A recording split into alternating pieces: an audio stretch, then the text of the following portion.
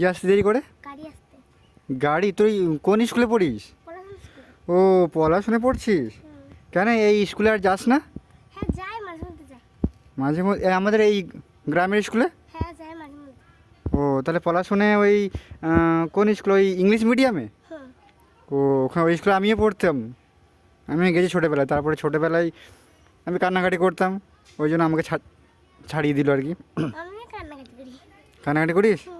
কেন কান্নাকাটি করিস কেন? কিন্তু একটু ভালো লাগে। ভালো করে পড়বি, ভালো করে পড়লে ওই মানে ঝরঝর করে ইংলিশ বলতে পারবি, বুঝতে পেরেছিস?